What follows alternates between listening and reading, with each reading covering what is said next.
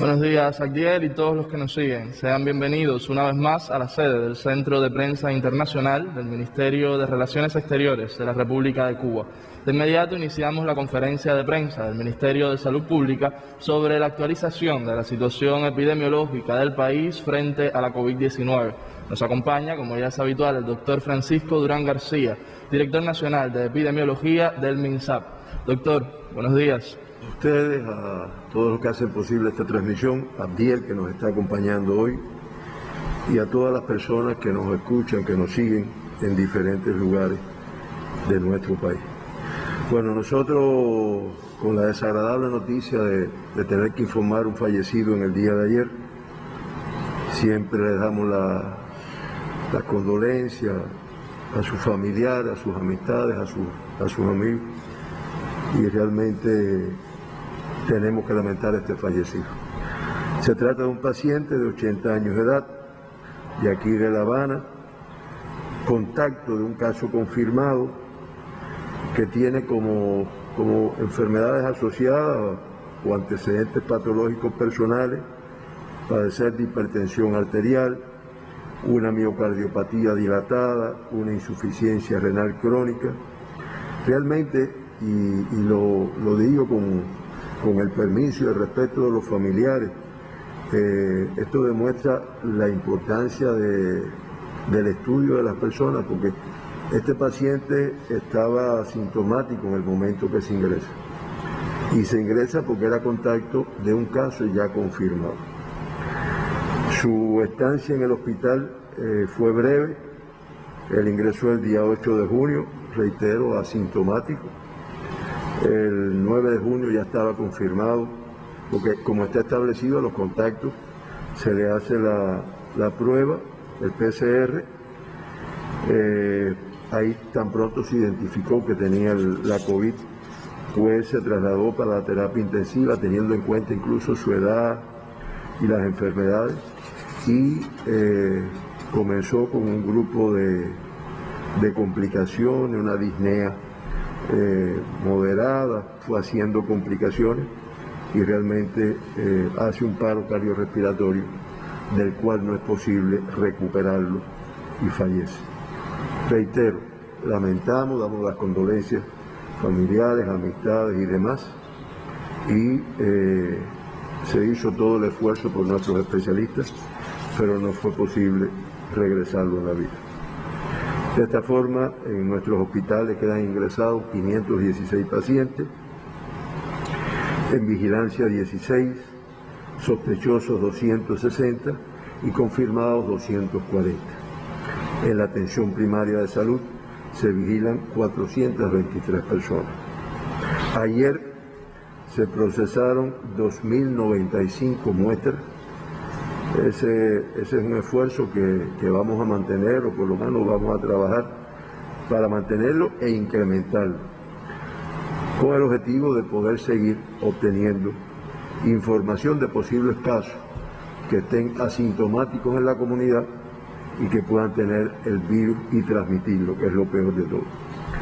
En los laboratorios de biología molecular del IPK, del Instituto de Medicina Tropical Pedro Curí, 1019, en los del Centro Provincial de Higiene, Epidemiología y Microbiología de La Habana, 282, el de Santiago de Cuba, 280, el de Villa Clara, 195, y el del Hospital Hermanos Amejeiras, 319 muestras se procesaron en el día de ayer. Como resultado del estudio de estas 2.095 muestras, pues 8 resultaron positivas. De esta forma, Cuba, desde el 11 de marzo que se diagnosticaron los primeros casos, ya ha realizado o han analizado 127.042 muestras por biología molecular. 2.219 han resultado positivas a la COVID-19. Eso es el 1,7% de las muestras procesadas. Los 8 casos confirmados, todos son cubanos. 2 de ellos fueron contactos de casos confirmados ya, y de esta forma el 89,3% de los casos diagnosticados en Cuba han sido contacto de un caso confirmado. Estamos hablando de 1.946 personas. En el día de ayer, a diferencia de lo que venía ocurriendo, 5 sin precisar aún la fuente de infección. Yo digo aún porque estamos hablando de estudios que se están haciendo en lugares donde aparentemente no ha habido casos o no hay casos, pero que indiscutiblemente tienen un determinado riesgo epidemiológico, por movimiento de personas, por la actividad que realizan y demás. Y ahí estamos obteniendo, claro, en el momento que se diagnostica, no aparece la fuente de infección, se sigue buscando y generalmente se logra encontrar la causa de la infección para además extender las acciones de control a ese lugar donde él se infectó. De esta forma, en Cuba se acumulan 73 casos de los diagnosticados, el 3,35%, en los cuales no se ha podido precisar la fuente de infección. Se confirma en el día de ayer, igual que el día anterior, un caso que tiene como fuente de infección el exterior de nuestro país. Una de las personas que han regresado a nuestro país, que como ustedes saben se vigilan durante 14 días, en esos 14 días se les realiza la prueba y este caso, bueno, pues resultó positivo en el día de ayer. Ya con este paciente se acumulan 151 personas que han sido confirmadas y tienen como fuente de infección el exterior de nuestro país. De los 8 casos diagnosticados ayer, 4 casos, 4 masculinos, 4 femeninos, y se acumulan 1.116 del sexo masculino, el 50,29%, y 1.103 del sexo femenino, el 49,71%. 6 de los 8 casos positivos fueron asintomáticos. Fíjese la importancia de este tipo de estudio, que está buscando casos en lugares donde no se ha detectado o aparentemente no ha existido transmisión de la enfermedad. Y el 52,95% de los casos diagnosticados en Cuba, estamos hablando de 1.175 personas, en el momento del diagnóstico, pues han sido totalmente asintomáticas. De los 8 casos, menores de 40 años son 4, o sea, el 50%, de 40 a 59 años 2 y de 60 y más con dos casos también. Entre los menores de 40 años hay una niña de 7 años de edad, contacto de un caso positivo de aquí de La Habana, y ya suman 245 niños que se han confirmado en nuestro país con la enfermedad, que han tenido una evolución favorable en su estancia en el hospital, y de los cuales ya 220, o sea el 89,7%, se encuentran de alta, se encuentran recuperados en sus viviendas y demás. 7 de los 8 casos pertenecen a la provincia de La Habana. En La Habana se concentran en 5 municipios, como ustedes ven ahí: Centro Habana, Habana Vieja, Liza, Cotorro y Boyero. Y en la provincia de Holguín, un caso, que es este caso que, como también nuestra provisión ha ido adquiriendo cultura, se le llama caso importado, porque no adquirió la enfermedad en Holguín, sino que ya vino del exterior incubando el virus y desarrolló o se detectó cuando arriba a nuestro país. Esa es la distribución. De esta forma, La Habana se mantiene con la tasa más elevada, aunque disminuye en comparación con el día anterior. Una tasa de 9,55 por 100.000 habitantes.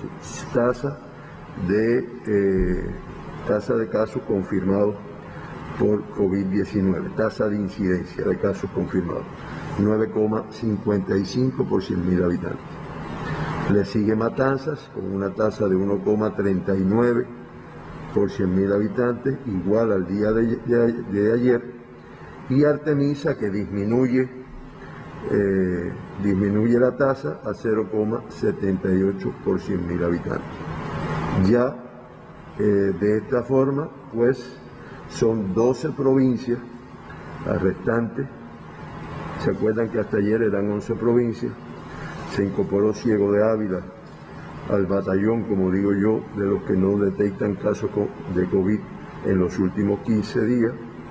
Y me estoy refiriendo a Ciego de Ávila, a Granma, a Pinar del Río, a Mayabeque, a Villa Clara, a Cienfuegos, Santi Espíritu, Camagüey, Las Tunas, Holguín, Santiago de Cuba, Guantánamo y el municipio especial Isla de la Juventud. Lo cual nos demuestra que se puede, que podemos lograr. En algunos lugares, como por ejemplo La Habana, con la complejidad que tiene, como capital al fin, Matanzas por los movimientos que tiene, pues sabemos que va a ser un poco más difícil, pero si se siguen cumpliendo todas las medidas que están establecidas, podemos lograr la eliminación de esta enfermedad como un problema en nuestro país. Hasta anoche, de los 2.219 pacientes que se han diagnosticado en Cuba con la enfermedad, se mantienen ingresados 240, son los casos activos. Enfatizamos que de los 240, 239, o sea el 99,5%, tienen una evolución clínica estable. Se acumulan 84 fallecidos, con el que lamentamos en el día de hoy. Eso nos da una tasa de letalidad de un 3,79%. Los dos evacuados que siempre mencionamos, y en el día de ayer se dieron 7 altas, una menos que el número de casos confirmados. Se reportan de esta forma 1.894 pacientes recuperados, o sea el 85,4%, y mantenemos un grave, ningún paciente crítico. Hay que decir que Cuba, con la tasa de letalidad de 3,79%, ocupa el lugar número 18 en la relación de países de las Américas, desde el punto de vista del número de casos confirmados en esta relación. Es el lugar número 18, y como también informamos, encabezan la lista de los países con una mayor incidencia de casos confirmados fueron los Estados Unidos de Norteamérica, Brasil, Perú y Chile. Son los que presentan un mayor número de casos confirmados. Hay que decir que el acumulado, con las 7 altas del día de ayer, de casos recuperados, de casos que se encuentran ya de alta, es de 1.893, o sea el 85,4%. Y como también habíamos dicho, se reporta un paciente grave que se encuentra en el Hospital Salvador Allende. Hay que decir que no es el mismo paciente que veníamos notificando en días anteriores, el que habíamos dicho ayer y antier, pasó a de cuidado, tuvo una evolución favorable, pasó al estado de cuidado, y un paciente ingresó en el día de ayer en terapia intensiva con una gravedad de la enfermedad, no estado crítico, y se trabaja para su recuperación.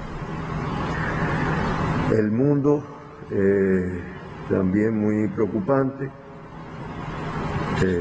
Ya se reportan 185 países con casos de COVID-19. Es la cifra que venimos manteniendo, pero ya suman 7.210.462 casos confirmados. Estamos hablando de que en un solo día se diagnosticaron 141.184 casos confirmados. Y lo que todavía es más importante, 5.608 personas a pesar del tiempo de evolución de la pandemia, a pesar de las posibilidades de tratamiento y demás, fallecieron en el día de ayer en la región de las Américas. Esto hace que la letalidad del mundo, en la región de las Américas no, en el mundo, esto hace que la letalidad en el mundo sea de un 5,7%. La región de las Américas, con 3.488.230 casos confirmados, de los cuales 84.832 se confirmaron en el día de ayer,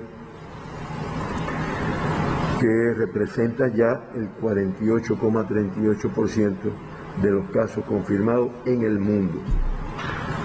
Ayer fallecieron en nuestra región 3.989 personas para un acumulado de 189.300 fallecidos, lo cual hace que nuestra región tenga una letalidad del 5,43%. Ayer tuvimos la posibilidad en horario de la tarde de asistir a una videoconferencia con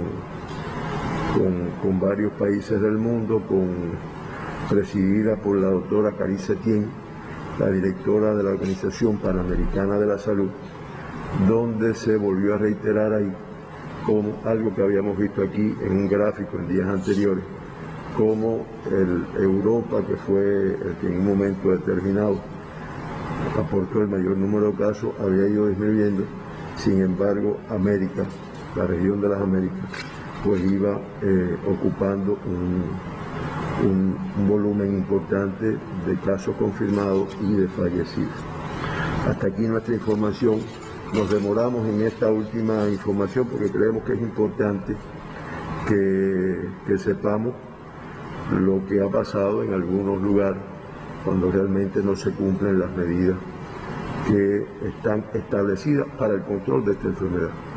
Conocida ya, a lo mejor en enero no se tenía mucha información, pero conocida la vía de transmisión, conocido cómo protegerse, y sencillamente si nos mantenemos como hasta ahora cumpliéndolo, no tengan duda que entre todos, pensando como país y actuando como país, pues vamos a lograr el control de la misma. Héctor, sé que tienes ahí una buena cantidad de preguntas. Vamos. Algunas preguntas, doctor. Comenzamos entonces. Un usuario en redes sociales comenta lo siguiente. Según estuve leyendo por internet, un epidemiólogo italiano investigó que la carga viral del COVID-19 ha disminuido 100 veces desde el mes de marzo a la fecha. Pregunta a este usuario si es cierta esta afirmación. Sí, mira, es un artículo reciente, del 6 de junio, de un virólogo italiano, Massimo Clementi, que él ha encontrado que en pacientes que él ha estudiado, él ha ido viendo cómo ha sido la evolución de la carga viral. Acuérdense que lo que detectan las pruebas que se realizan para el diagnóstico es la carga viral que tiene la persona.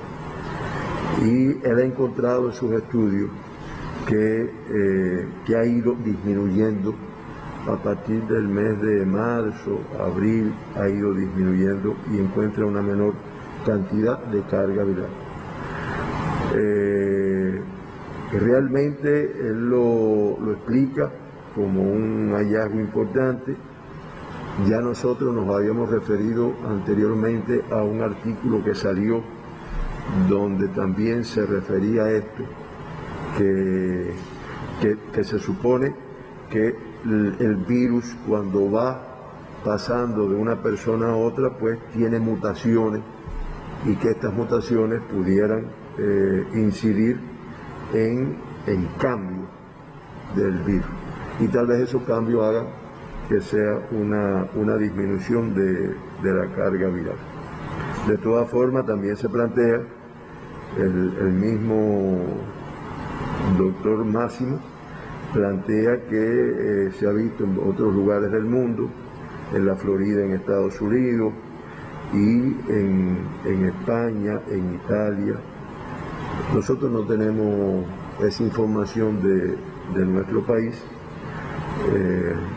Realmente en nuestro país prácticamente desde el inicio el número de casos asintomáticos y con una evolución favorable pues se ha mantenido, no ha habido cambios significativos, me estoy refiriendo en esto, y por lo tanto es un hallazgo que se tiene que continuar estudiando, profundizando, porque dijimos, encontramos un estudio que plantea que al ir pasando de una persona a otra, pues va disminuyendo esta carga viral. Ese mismo artículo planteaba que como cuando tiene una carga viral alta, que generalmente tiene síntomas de la enfermedad, generalmente se aísla de forma rápida y muchas veces va para terapia intensiva, pues el riesgo de transmisión de esta cepa, quizás un poquito más virulenta, pues sea menor. Pero bueno, por una explicación o por otra, yo creo que es un virus que hay que respetar. Y a pesar de estos hallazgos que reitero, los respetamos porque son científicos de prestigio y hay que seguirlo profundizando, pero indiscutiblemente sobre todo el número de confirmados y el número de fallecidos que se producen diariamente nos está diciendo que si la ha disminuido, de todas formas es un virus muy virulento, muy letal en este caso. Es lo que podemos decir de este estudio que, reitero, es muy reciente, digo, la publicación, y hay que darle un seguimiento a su comportamiento en el mundo. Doctor, otro usuario pide si se pudiese incluir en conferencia de prensa los resultados obtenidos en el estudio poblacional que se ha venido realizando en varios territorios. Sí, ese fue un estudio que bueno, se diseñó, yo lo expliqué aquí en una oportunidad, con una muestra representativa. Eso los epidemiólogos, los bioestadísticos hacen un diseño de la muestra, cogen un número de población, cogen un número de municipios, y que abarcó todas las provincias de nuestro país. No todos los municipios, sino una representación de los municipios de cada provincia. Ese estudio se llegaron a realizar 3.850 PCR en tiempo real, porque es un estudio que se hizo con PCR, no se hizo con test rápido, y como resultado del mismo, pues resultaron, valga la redundancia, 4 casos confirmados.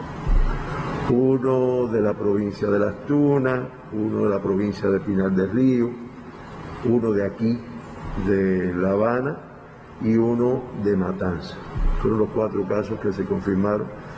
Y lo más importante es que 2 de ellos, el de Pinar del Río y el de Las Tunas, se encontraron en municipios que no habían tenido casos anteriormente. O sea, ¿por qué se fue ese municipio? Porque cayó dentro del estudio.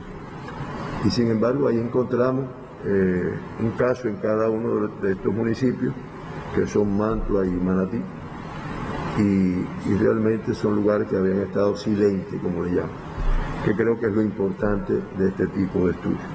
Estos son los resultados hasta este momento. Este estudio debe tener próximas etapas, de lo cual iremos informando a nuestra población. Siguiente pregunta. ¿Se han hecho estudios en las localidades, municipios donde no han existido casos de la COVID-19? ¿Cuál es la causa?